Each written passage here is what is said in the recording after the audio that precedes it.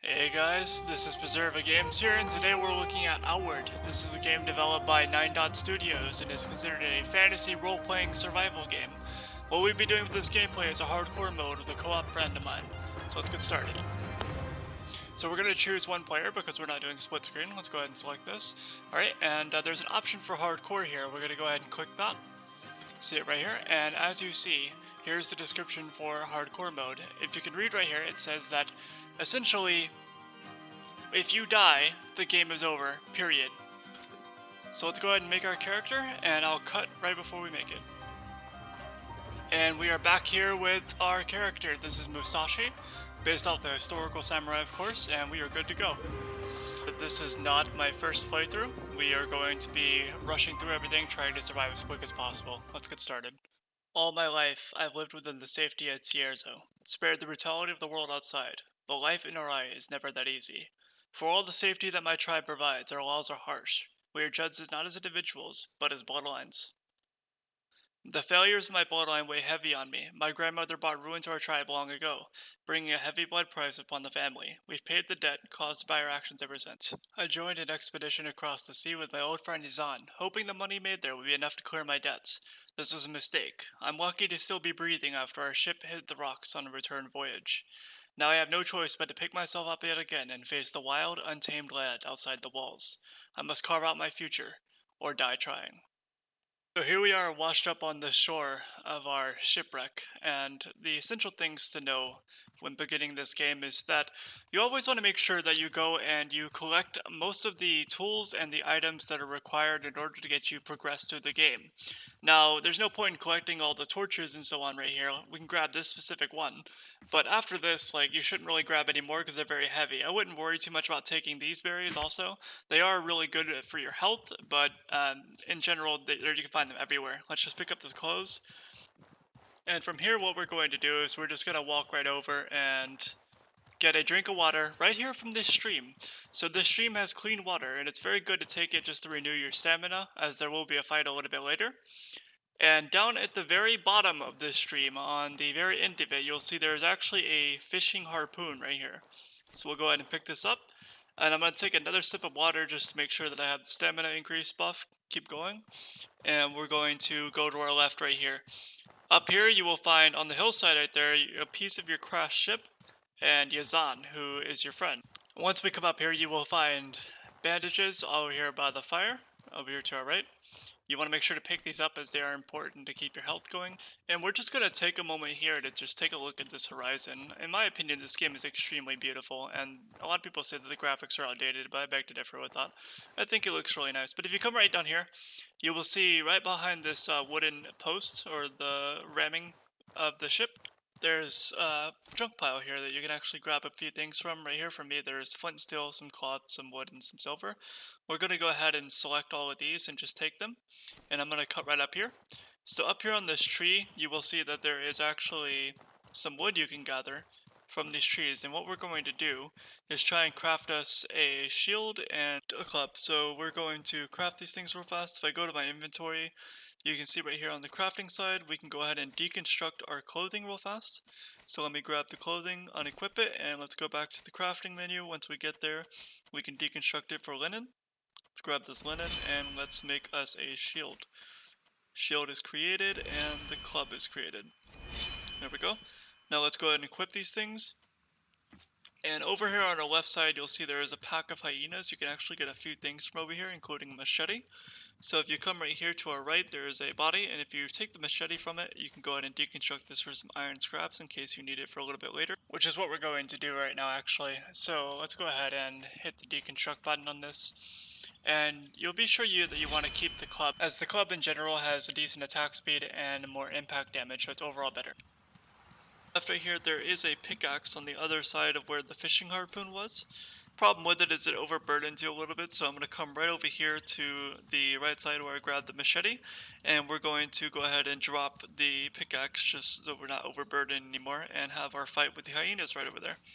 Let's go ahead and drop this, and the hyenas are up there in the distance. Let's just go ahead and try to aggro just one of them. And as I walk forward, we're going to see if we can get just in the range of the hyena so that both of them do not get aggro, but just one. And I'm just going to play with the aggro right here, try to get on the edge of the range because the other one is kind of close to it. Alright, and we do have the aggro now, so we're going to go ahead and try to block this incoming attack. There we go. And remember that once you have the enemy's white stamina bar under half, it actually staggers them, so it's a very efficient way to take care of an enemy pretty fast. And right there I just made a mistake and accidentally tried to trade a blow for a blow, and that's not something you want to do early on. So we're going to go ahead and try to block this. Once again I traded. And there we go, half stamina bar, he's getting staggered and he is down. So let's be sure to loot all this. There's predator bones, raw meat, and some hides. The hides will be really good later on because we're going to craft some armor with it. And the second one just aggroed, he did notice me. There we go, we got that block on the attack, and boom, there we go, traded another hit for a hit once again. Try not to do that. There we go, and let's try and see if we can kind of get him on the side where he steps back directly into our attack. There we go, and let's get a little bit closer, and there we go. Free hit right there, and another hit for a hit, but it's okay, we got him under half stamina, and he's down. And let's go ahead and grab this equipment, and just be sure to come right over here to this hollow tree. It is right at the edge right here. If you open it, a lot of the times they will have a decent amount of armor for you to grab. Unfortunately for me this time, all they had was a hood and some shoes, and this hood looks horrible. Oh well, not much you can do about it. Regardless, go ahead and make sure that on the way back, if you did drop your pickaxe when you created the shield because it's a little too heavy, just be sure to pick it up. And after that point, you'll be good to go ahead and start heading back. And let's go ahead and just make our way back to Yazan so we can sleep and get back to the town. Alright, and now that we're back at Yazan, just be sure to go behind him and get that piece of bread behind him because it is essential to building some nice recipes later on for the winter so you don't freeze to death. And if you talk to Yazan, you'll actually get some clothes back, so you haven't actually lost anything. You'll catch a cold if you wander around without any clothes. And just like that, we have our clothes back. So you have a shirt and a hood, and you're pretty much set at this point. So after that, you want to go ahead and take a nap in this bedroll, and after you sleep, you can sleep for just 1 hour. It'll take you back to the town, and you'll be able to go through a loading screen. Once we get back to the town, I'm going to go ahead and invite my co-op partner, and we'll be able to introduce him and get him set into the game, so I can show you some places where you can get some nice stuff from that point. Unconsciousness comes quickly, and you dream of being ensnared in something. With a yelp, you jump out of your bed. Relief floods you as you recognize where you are. You are back in your old bed at home, the lighthouse in Cicero. Yazan must have brought you back to your family's lighthouse. Only your aching body tells you the shipwreck you suffered was not a nightmare. Alright, and there we go, we have just woken up. Let's go ahead and go downstairs. You want to be sure to grab these clothes real quick before you head downstairs, just so you have them to rip up later on. So, to give you some free linen for you to build some bandages with, or whatever you desire with it, maybe a weapon or something of that sort. Just depends on what you want.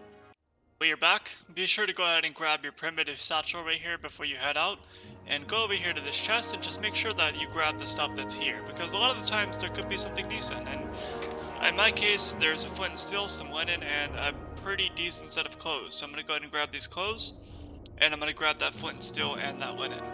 So the Dark Worker attire looks really nice in my opinion. I think it's really unique looking compared to the rest of the attire that's available. So let's go ahead and grab all of this. Alright, I went ahead and ripped up some of the clothes that I would no longer need. Just be sure to pick up these berries right here before you head out, and this jerky, just to be able to have some food before you get going, and make sure that you're pretty much set before you leave out.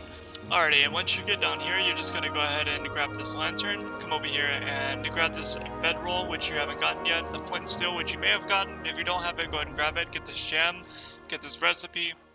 And before you leave out, oh yeah, the iron scrap right there on the counter. Go ahead and grab that iron scrap too. You'll need it later on to build some stuff. Alright, and when you get up here, you can go ahead and walk out the door, and you will be good to go at that point. Alright, once you get out here, you're just going to go ahead and talk to these guys real quick. They do have quite the lengthy dialogue, so I'm just going to go ahead and skip right through it so I can show you where to get these decent weapons at. I went ahead and made my way to this general store. What we're going to do here is try to go ahead and grab this adventurer's backpack so we can get more carry weight. Because in hardcore mode, you need to always be not overburdened, otherwise you are pretty much done for. Being overburdened in this game gives you a lot of combat penalties and allows your dodge to be much slower, so it's important that you're no longer overburdened, so be sure to pick this up as soon as possible. So right up here on the hillside near the town hall, you'll actually find a two-handed axe. If you're looking to make a two-hander build, this is a great axe. It's actually called the felling axe. And it has good statistics. I believe it's sitting currently at 12 damage and 25 impact, so it's very strong at the beginning. It is kind of a slow attack though, so just be prepared for that, and it is kind of heavy once you put it in your inventory, so just be aware that it might overburden you just a little bit, and you might have to drop some things like I do right here, so no worries, just drop some stuff and you're good to go. Otherwise, you can sell it for some silver. What I'm looking to purchase here is a iron great axe. Basically what it'll allow me to do is go ahead and make a fang great axe, which is a very, very good weapon to have early on.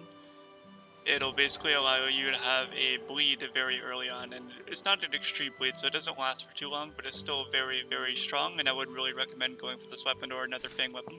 Alright, being that we went ahead and got most of the equipment that we would need early on, the last thing to do is to introduce my co-op partner, the amazing and the beautiful Uncle Schmuckus. As you see, his character is astounding.